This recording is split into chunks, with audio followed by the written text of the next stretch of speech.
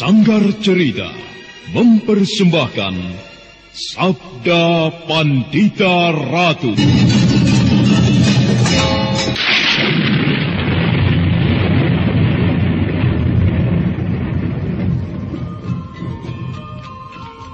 Sabda Pandita Ratu, naskah ditulis oleh Pondra Swasti Langit, diolah oleh Agus Nur Ismail, didukung oleh artis-artis terkemuka, Ferry Fadli, Eli Ermawati, M. Abud, Ivona Rose, dan lain-lain.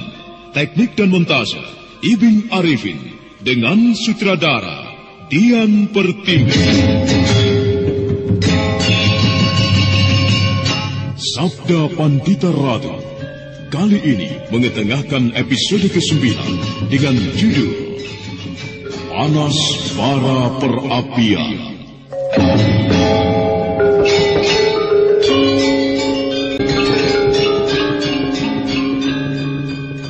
Perang tanding antara Pragolapati dan Diposari ternyata berlangsung seimbang. Waktu terus berjalan mendekati tengah malam, tetapi Senopati Pragolapati tidak dapat memaksakan kemenangan.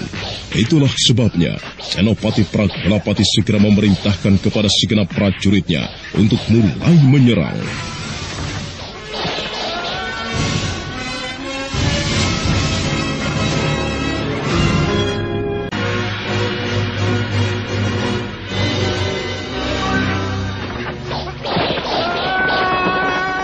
Nasibmu ternyata sangat buruk, Diposari. Jangan hanya bicara. Prajurit, tangkap Diposari. Iya. Iya.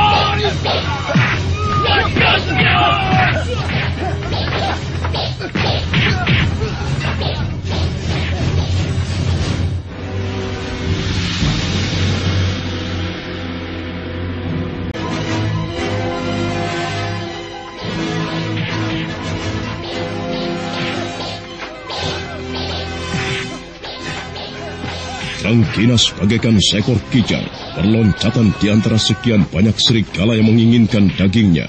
Senopati Diposari berloncatan bukan saja menghindari sambaran-sambaran pedang, tetapi juga menyerang.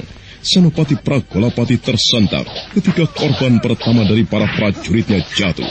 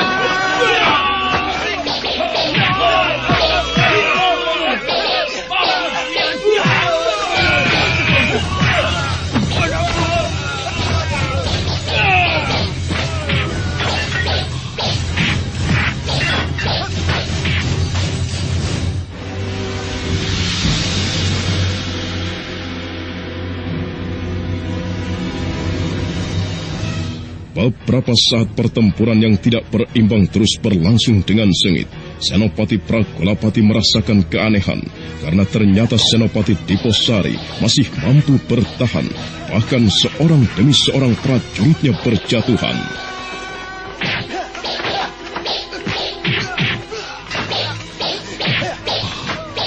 Aneh, apa yang telah terjadi? Sulit dipercaya. Senopati masih mampu bertahan. Tidak masuk akal. Pasti ada yang tidak beres. Aku melihat ada yang tidak beres di antara para prajuritku.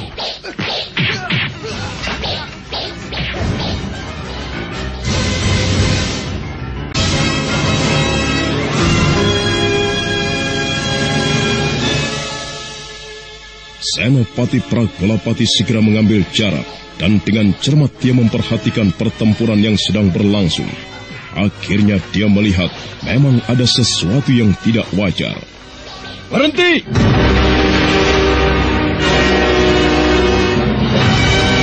Prajurit-prajurit Tumapel itu segera berloncatan mundur dan kembali membentuk kepungan yang rapat. Semuanya terbelalak, termasuk Diposari sendiri, ketika di sampingnya telah berdiri seorang lelaki yang nampaknya telah membantunya. Pragola. Siapa kau, Kisanak? Dan mengapa kau ikut campur dalam urusan ini? Siapa aku? Tidak terlalu penting. Apa arti sebuah nama? Aku bisa berganti-ganti nama sesukaku. Seperti aku bisa berganti pakaian sesukaku pula. Suatu tindakan yang kurang jantan. Justru di sini aku melihat tindakan yang sama sekali tidak menghargai kejantanan. Dan seenaknya Tuan mengatakan aku tidak menghargai kejantanan. Hanya karena aku tidak mau menyebut siapa namaku. Mengapa kau ikut campur urusan ini, Kisanak? Aku tidak bisa tinggal diam melihat kekejaman yang akan berlangsung di depan mataku.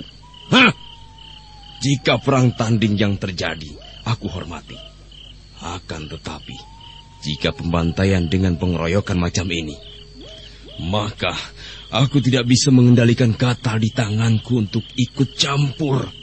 Meski aku tidak tahu persoalan apa yang sebenarnya yang timbul di antara kalian. Orang ini adalah buron Tumapel. Ia telah berbuat kesalahan kepada Tumapel. Dan yang lebih meluas lagi, berarti ia membuat kesalahan kepada Kediri. Nah, siapapun yang berani melindunginya, orang itu mempunyai bobot kesalahan yang sama. Itu namanya benar untukmu sendiri, Kisanak. Tetapi benar menurutmu, tidak benar menurut nuraniku. Nah, aku dengan mantap menjatuhkan pilihan untuk berdiri di pihak Kisanak Diposari. Mari kita lanjutkan pertempuran yang kacau balau ini. Aku peringatkan agar kau tidak ikut campur, Kisanak. Sayang sekali, aku telah menjatuhkan keputusan yang tidak akan kurubah lagi. Baik. Anak-anak, mari kita bekerja keras. Kita tangkap dua orang itu.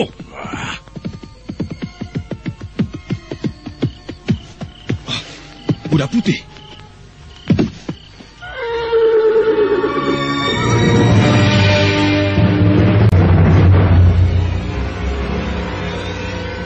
Senopati Pragolapati terpaku di tempatnya berdiri dan tidak bisa berbicara apa-apa lagi. Senopati Pragolapati yang pernah berurusan dengan penunggang kuda putih itu dan bahkan telah mengetahui ketinggian ilmunya menjadi kebingungan. Dan perlahan-lahan kuda putih yang ditunggangi orang berjubah putih dengan tutup wajah berwarna putih pula itu melangkah mendekat. Penunggang itu ternyata hanya diam, bersedekap dan tidak berbuat apa-apa. Oleh karenanya, semua orang bagaikan tersihir dan tidak tahu harus berbuat apa. Setan alas, jika Ken Arok melibatkan diri, tidak mungkin bagiku untuk menyelesaikan tugas mengakhiri hidup Senopati Diposari. Apa yang sebaiknya aku lakukan? Dan mengapa ia hanya diam saja tidak melakukan apa-apa? Sejengkal lagi waktu bergeser, namun penunggang kuda putih itu masih tetap diam, tidak berbicara apapun juga. Pragolapati kemudian menjadi resah. Meski pahit kenyataan ini, tetapi tidak mungkin menghadapi orang itu. Lebih baik menghindar. Jika aku murka kepadaku, apa boleh buat? Anak-anak, kita tinggalkan tempat ini.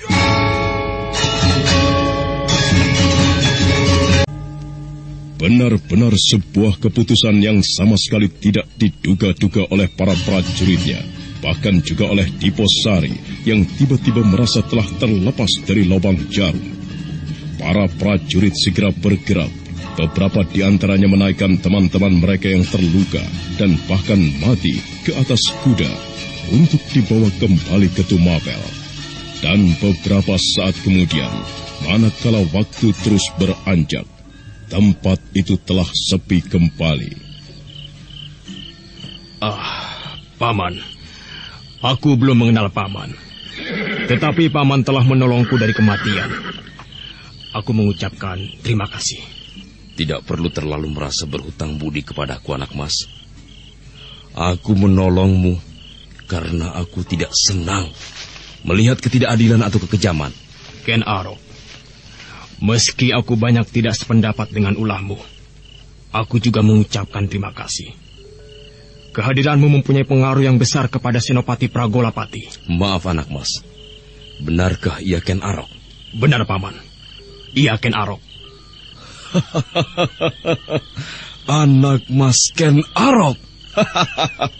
Ya, ternyata begitu mudahnya aku menemukan anak mas Ken Arok di sini. Anak mas, aku membawa berita dari Empu Gandring. Silahkan anak mas membuka tutup wajah itu. Panunggang kuda putih berjubah putih itu segera meloncat turun. Perlahan-lahan orang itu segera membuka tutup wajahnya dan tersentaklah Senopati Diposari. Kebo Ijo, kau Kebo Ijo.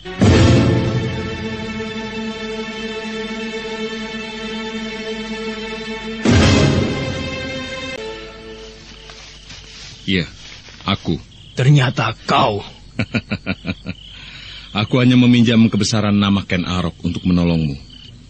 Ternyata nama Ken Arok terlampau besar bagi Senopati Pragolapati. Bukan main. Kau melakukan permainan yang bisa membahayakan dirimu, Kebo Ijo. Ternyata perhitungankulah yang benar. Anak mas berdua. Jadi anak mas berdua rupanya mengenal baik Angger Ken Arok. Aku sahabatnya, Paman. Tetapi siapakah Paman ini? Namaku Anjan Piani Kayuwangi. Aku menempuh jarak yang cukup jauh sampai di Tumapel ini. Ya, untuk bertemu dengan Ken Arok. Apakah anak mas Kebo Ijo bisa membantuku? Ken Arok berada di penjara, Paman. Penjara? Iya. Apa kesalahannya? Ya, sehingga ia dipenjara. Bukankah selama ini ia telah mengabdi kepada aku? Paman, Ken Arok adalah manusia biasa. Sebagai manusia biasa, ia juga tidak luput dari kesalahan. Dan Ken Arok telah berbuat kesalahan. Ia telah menjadi perampok dan mengacau Tumapel. Demikian. Sungguh aku tidak pernah menduganya. Beberapa lamanya aku bergaul dengan anak mas Ken Arok ketika berada di ujung timur Pulau Jawa. Aku tidak pernah membayangkan ia akan melakukan hal seperti itu.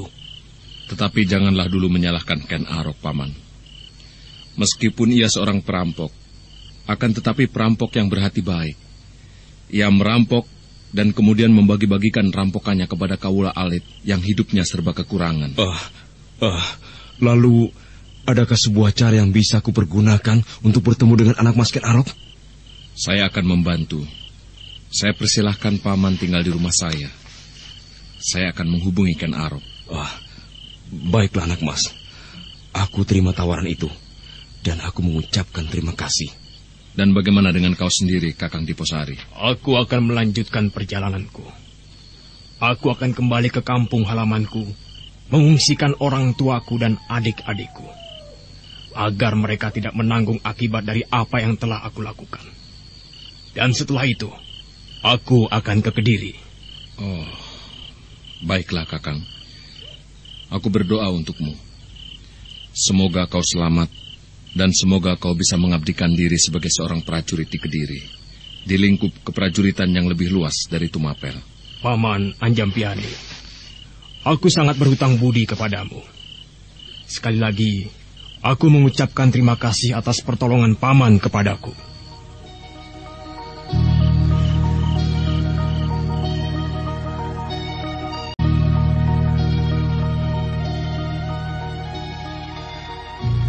Dengan menggunakan kuda putih yang dibawa oleh Kebo Ijo, Diposari segera melanjutkan perjalanan.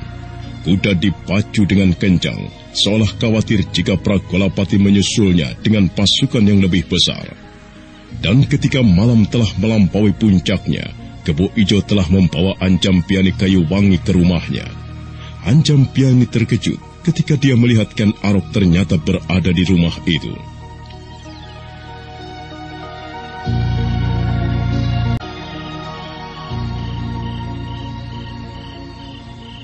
Selamat malam, Paman. Aku tidak mengira jika di sini kita akan bertemu lagi. Selamat malam pula, anak mas. Dan selamat berjumpa kembali. Anak mas, sepertinya aku dengar anak mas di sini di penjara. Tetapi ternyata anak mas berada di sini. Apalah arti dinding penjara itu bagiku, Paman? Tetapi bukankah anak mas mempunyai kewajiban harus berada di dalam penjara?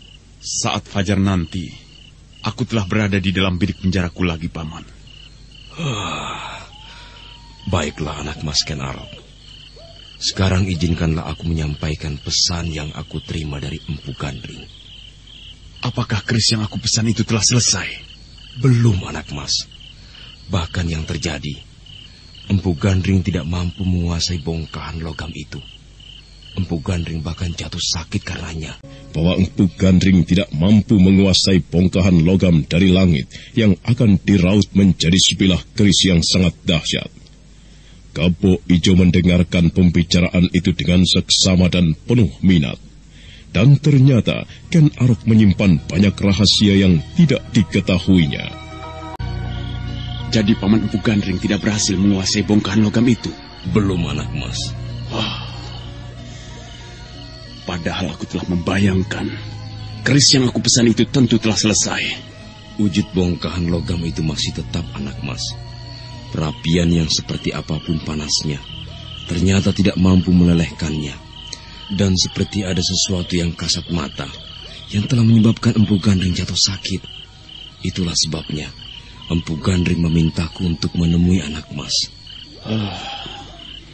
Baiklah, aku akan menengok.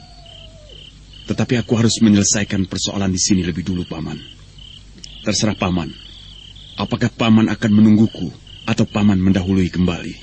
Anak mas, sebaiknya secepatnya anak mas segera menemui Empu Gandring. Aku mencemaskan keadaannya. Apakah telah sedemikian gawat Paman Anjampiani? Ya, menurutku demikian. Baiklah. Jika memang demikian halnya, tetapi harus ada orang yang menggantikan aku di penjara. Kebo Ijo, aku pikir kau sangat tepat. Apa maksudmu? Kau menggantikan aku di penjara. Kau menyamar sebagai Ken Arok. Andai kata itu mungkin, aku tidak keberatan. Tetapi tidak akan sulit bagi siapapun untuk membedakan antara Ken Arok dan Kebo Ijo. Tidak sulit bagiku. Nah, ayo, aku antar kau ke penjara. Mungkin yang harus kau lakukan adalah tidur dan membisu. Tidak melayani siapapun yang mengajakmu berbicara. Tunggu dulu. Apakah kau akan mengubah wajahku menjadi wajahmu? Iya. Gila.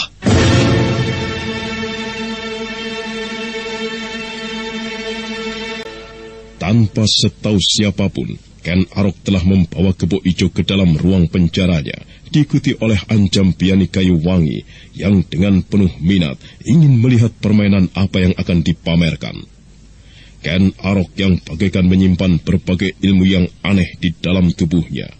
Getar kekuatan sirapnya menyebabkan para prajurit yang menjaga penjara bergelimpangan tertidur.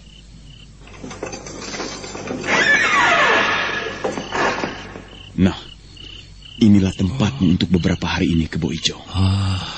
Begitu sempit dan pengap. Sebuah pengalaman yang menarik untukmu, yang mungkin di kelak kemudian hari bisa kau pergunakan sebagai bahan cerita yang akan kau tuturkan kepada anak dan cucumu. Baiklah. Lalu apa yang harus aku lakukan sekarang? Berdirilah dan pandanglah aku. Pandanglah aku. Pandanglah aku dan bayangkan kau adalah aku. Pandang sekujur tubuhku dengan seksama.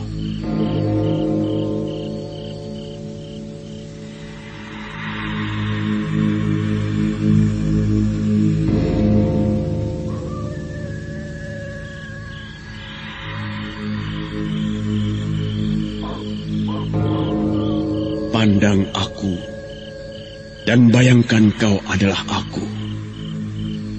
Pandang aku, Bayangkan kau adalah aku. Pandang aku. Bayangkan kau adalah aku.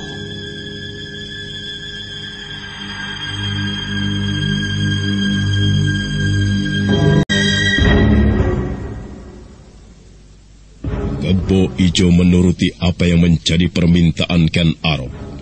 Dipandanginya tubuh Ken Arok dari kepala hingga telapak kakinya. Beberapa saat lamanya, pandangan Kebo Ijo tertuju kepada kelopak mata Ken Arok yang dirasakan bagaikan menyimpan getaran-getaran luar biasa dan aneh yang langsung menyusup melalui aliran darah dan bahkan menggerataki permukaan otaknya.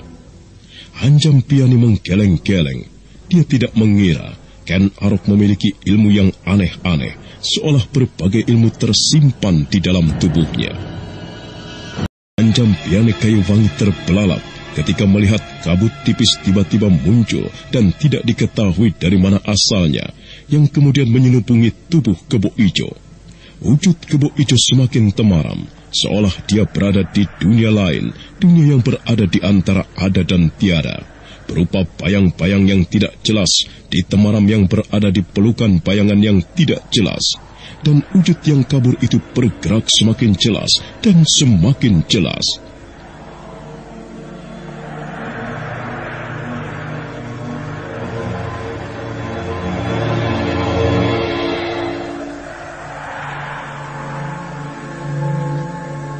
Hanjam Piani kayu wangi terbelalak melihat wujud Kebo Ijo yang telah berubah sama sekali. Hanjam Piani menyaksikan Ken Arok kembar yang telah menggapai tataran yang sangat tinggi. Wujud anak mas Kebo Ijo telah berubah sama sekali. Kebo Ijo, kau merasakan adanya perubahan? Iya. Andai kata ada cermin, kau akan bisa melihat wujudmu telah berubah sama sekali. Kau adalah aku, Kebo Ijo. Nah, Kebo Ijo, camkanlah. Kau sekarang tengah berperan sebagai Ken Arok. Tempatilah penjara ini untuk beberapa hari menggantikan aku. Dan ingat, pantangan yang harus kau lakukan agar kau tidak kamanungsan. Jangan keluar dari ruangan ini. Ruangan ini telah aku lindungi dengan tabir ilmuku. Sedapat-dapatnya, jangan kau layani siapapun yang mengajakmu berbicara. Jangan pedulikan siapapun yang datang ke tempat ini. Meski orang itu adalah aku, Tunggul Ametung sendiri.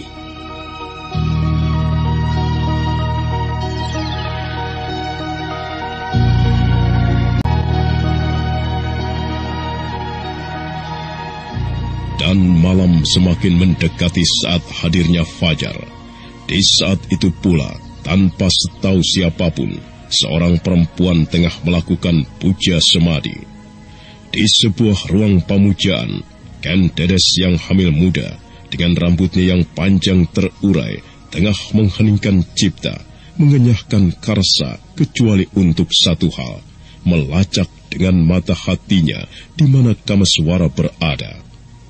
Beberapa saat lamanya Ken Dedes dalam puja semadi, dan dalam kesunyian Talenging Ati, membayangkan sosok pemuda yang berpakaian lusuh tengah tertidur. Aku bermimpi. Aku memimpikan Ken Dedes. Begitu jelas, begitu tegas. Ia seperti berada dalam kesulitan dan meminta kehadiranku.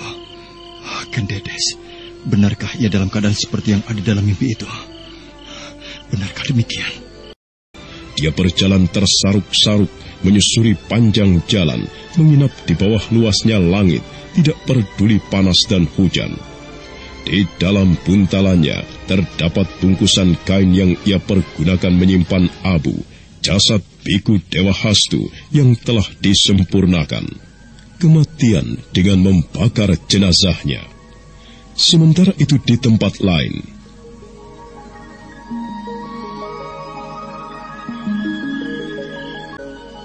apa yang baru saja kau lakukan, permaisuriku?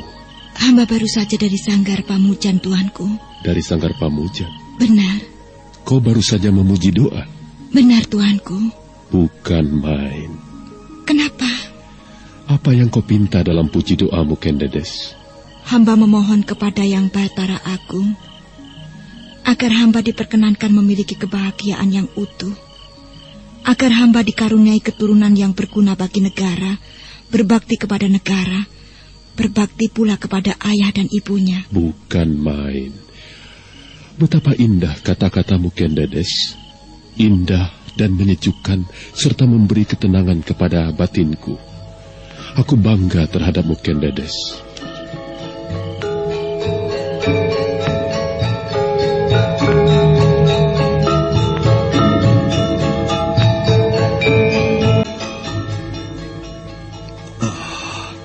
Tumapel. Aku telah berada di Tumapel. Dan Kendedes, ia tidak di Panawijen lagi, tetapi di Tumapel menjadi seorang permaisuri.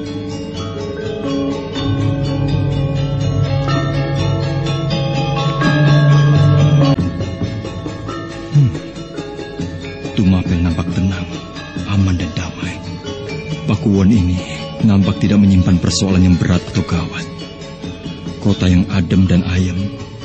Tetapi mengapa di dalam mimpiku aku melihat Kendedes seperti dililit persoalan yang berat? Apakah Kendedes tidak mencintai suaminya? Tentu Kendedes tidak bisa mencintai lelaki lain kecuali aku. Jika ada orang yang memilikinya, maka orang itu hanya memiliki tubuhnya, tidak jiwanya. Aku akan menelusuri terus lorong-lorong di kota ini. Aku tentu akan menemukan di mana letak istana Pakuwon Tumapel. Kameswara terus berjalan sampai akhirnya langkahnya membawanya ke sebuah alun-alun. Dan di sebelah selatan alun-alun itu terdapat sebuah pendopo. Kameswara segera bisa memastikan bahwa pendopo itu tentu bagian dari sebuah istana. Menilik beberapa prajurit sedang berjaga-jaga di sana. Beberapa saat kemudian Kameswara tiba di depan regol istana. Beberapa prajurit hilir mudik, tetapi aneh, semuanya tidak melihat Kameswara.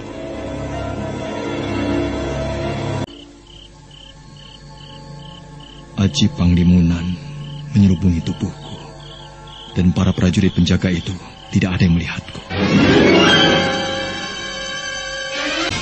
Sebenarnya lah, Kameswara yang telah mempelajari kitab pusaka Palawa Riung Laut yang ditemukan di dekat tulang belulang bocah Pradata di Teluk Pangpang sama sekali tidak terlihat oleh siapapun. Nah, apa yang akan dikerjakan Kameswara di dalam istana Pakuwon Tumapel?